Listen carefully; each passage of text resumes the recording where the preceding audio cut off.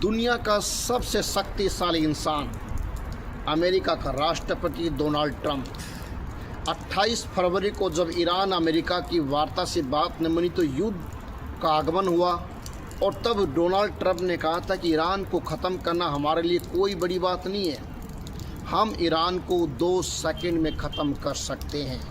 लेकिन 2 सेकंड तो बहुत दूर की बात है, युद्ध का पड़ाव 40 दिन बीत चुके थे और 40 दिन के बाद 6 अप्रैल 2026 को डोनाल्ड ट्रंप ने युद्ध विराम की घोषणा की और ईरान को कड़ी चेतावनी देकर कहा, या तो आप बातचीत की टेबल पर आइए, नहीं तो आपका विनाश जो है निश्चित है।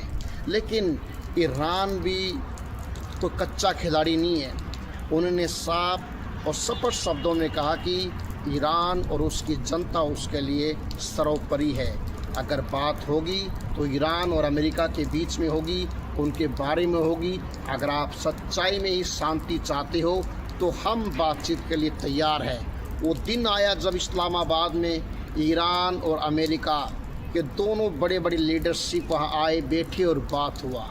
लेकिन बात वहाँ ख़राब हुई जब ईरान ने अमेरिका की कोई भी शर्त नहीं मानी और ईरान ने अमेरिका की कोई शर्त नहीं मानी, तो वार्ता का जो हल निकला वो शून्य रहा। तब जाके डोनाल्ड ट्रंप आग बगुला हो गई, गुस्से में लाल पीले हो गई।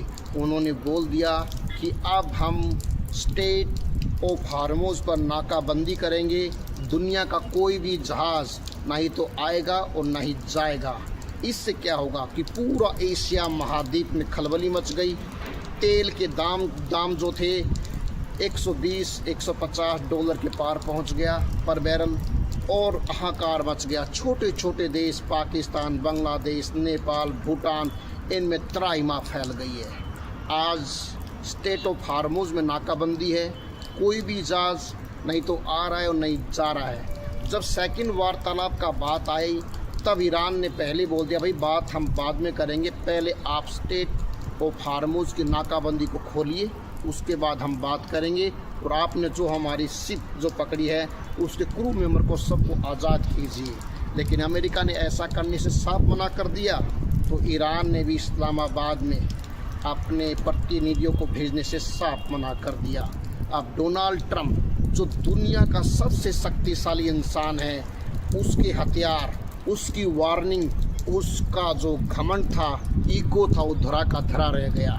अब बात क्या कि डोनाल्ड ट्रंप सुबह उठकर कुछ बोलते हैं और शाम को सोते वक्त कुछ बोलते हैं, वो बात का कोई नतीजा निकलता ही नहीं है एक्चुअली में। फिर डोनाल्ड ट्रंप ने धमकी दी, अगर आप बात नहीं करना चाहते तो ठीक है, लेकिन हम स्टेट ऑफ हार्मोज की नाकाबंदी तब तक जारी रखेंगे जब तक आप घुटनों पे ना आ जाए।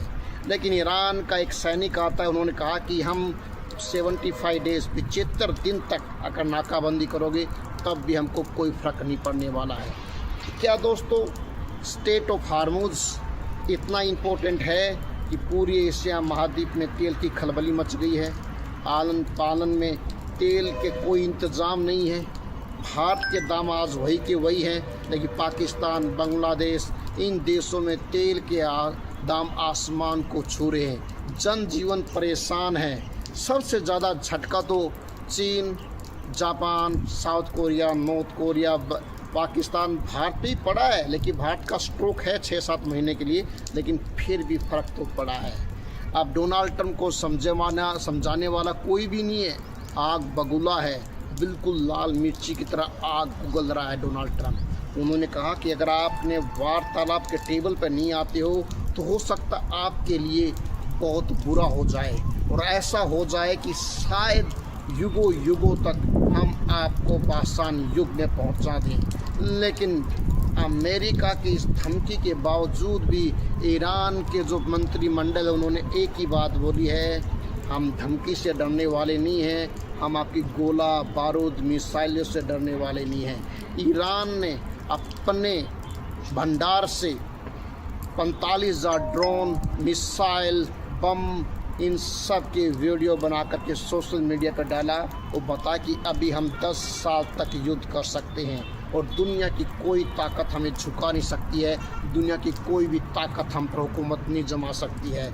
ईरान ने साफ सब शब्दों में कहा अगर ईरान से समझौता चाहते हो, पहले अपने सैनिकों को बैकफुट पर धकेलिए, उसके बाद हम आएंगे और आपसे वार्तालाप करेंगे इस्लामाबाद में। पाकिस्तान की दिखावटी चेहरे चूर चूर जब हो गए, जब ईरान ने कहा कि आप धोखेबाज हो, आप दोस्ती का ढोंग रचते हो, रियल में आपका चेहरा कुछ और है। जब अमेरिका इजराइल आपस में लड़ रहे थे और ईरान पर अटैक कर रहे थे, तब पाकिस्तान धोखेबाज ने कहा कि अगर ये युद्ध होता है तो हम सऊदी अरब की तरफ से युद्ध लड़ेंगे। लेकिन ईरान ने साफ शब्दों में कहा, अगर आप ईरान से युद्ध लड़ोगे तो हम आपके कोने कोने पे इतनी मिसाइलें दागेंगे, उसको चुनने के लिए आपको सदियां बीत जाएंगे। जिससे कि पाकिस्तान हैरान परेशान हो गया है और वार्तालाप के लिए अमेरिका और ईरान से बार बार बातें चल रही है।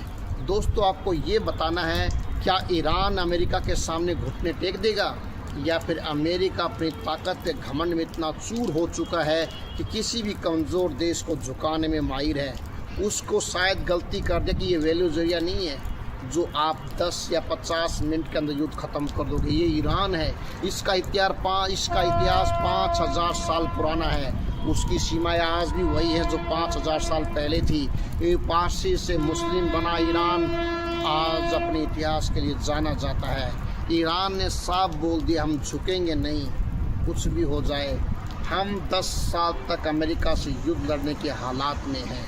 इससे डोनाल्ड ट्रंप पागल हो गया है और ऐसे ऐसे बयान दे रहा है कि शायद उसका गुस्सा अगर फूट जाए तो क्या होगा, क्योंकि ईरान पहले ही बर्बाद हो गया है। ईरान के पास अब खोने के लिए कुछ भी नहीं है, क्योंकि 70% ईरान बर्बाद हो चुका है।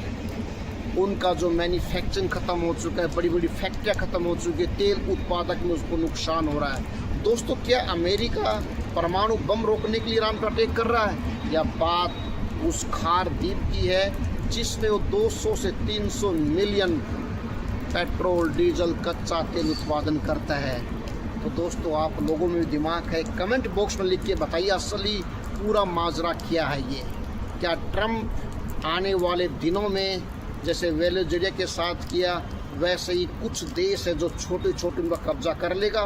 क्या ट्रंप दूसरा ब्रिटेन बनने जा रहा है जो गुलाम करेगा? क्या ट्रंप ने जो काम बगदाद में किया था वो काम ईरान में करने जा रहा है? तो दोस्तों, कमेंट बॉक्स में लिख के बताइए। द भारत फाइल्स सीक्रेट सच की गाथा में मैं विजय शर्मा आपका एक बार फिर अभिनंदन करता हूँ, स्वागत करता हूँ।